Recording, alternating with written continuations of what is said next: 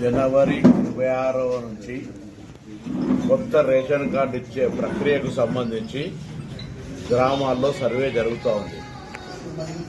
ఈ సందర్భంగా తెలంగాణ ప్రజలందరికీ కొన్ని అంశాలను చెప్పేటువంటి ప్రయత్నం చేస్తూ ఉన్నాం. పాతగా ఇప్పటికే 90 లక్షల రేషన్ కార్డులు ఉన్నాయి. 2,81,00,000 మందికి సంబంధించిన 90 లక్షల రేషన్ కార్డులు ఉన్నాయి. ఇప్పుడు వాటికి సంబంధించిన అంశం కానీ ప్రస్తావన కానీ ఈ కొత్త రేషన్ కార్డు పంపిణీలో లేదు.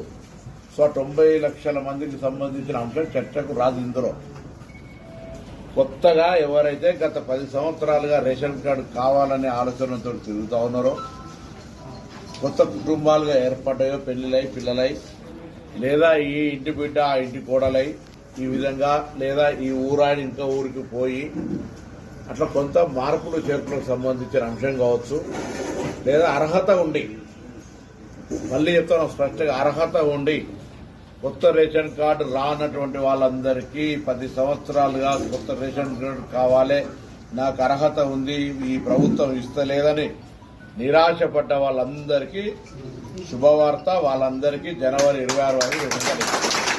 అయితే ఇందులో ఎప్పుడూ తప్పులు లెక్క పెట్టే ప్రతిపక్షాలు దీన్ని కూడా రాజకీయం చేసి గ్రామాల్లో సర్వే జరిగే సందర్భంగా ఒక అంశం చర్చ చేస్తున్నారు. ఇప్పుడు పాత రేషన్ కార్డు, కొత్త రేషన్ కార్డు గ్రామ సభలలో ఎప్పుడైనా ఎవరైనా పెట్టుకొని చర్చ చేసుకోవచ్చు. ఎలిజిబిలిటీ రానులు ఎవరైనా ఉన్నా కూడా మళ్ళీ చెప్తాను, రాష్ట్ర వ్యాప్తంగా రేషన్ కార్డుకు అర్హత ఉండి రాకుంటే ఎవరైనా మీ సంబంధిత అధికారికి కానీ మీ దగ్గరలో ఉన్నటువంటి ప్రజాప్రతినిధికి ఏ నియోజకవర్గమైనా సరే మీరు విజ్ఞాపన పత్రం ఇవ్వచ్చు. దయచేసి అనవసరంగా ఎక్కడైనా పొరపాటున ప్రతిపక్షాలు రెచ్చగొడితే దయచేసి దానికి సంబంధించి ఎవరు కూడా అటువంటి రెచ్చిపోయే తప్పుడు సమాచారాన్ని స్వీకరించొద్దని కోరుతాను. మళ్లీ చెప్తున్న, తెలంగాణ రాష్ట్ర మంత్రిగా తెలంగాణలో ఇప్పటికే 90 లక్షల మందికి రేషన్ కార్డు ఉంది.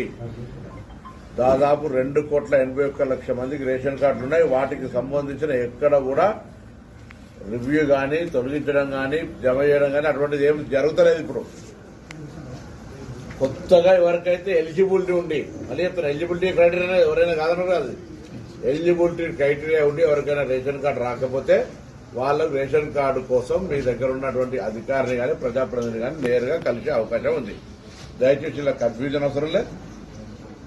ఎవరైనా ఏదైనా తప్పుడు సమాచారం ఇస్తే దాన్ని విశ్వసించొద్దని కోరుతా ఉన్నా. అర్హులైన వాళ్ళందరికీ గత 10 సంవత్సరాలుగా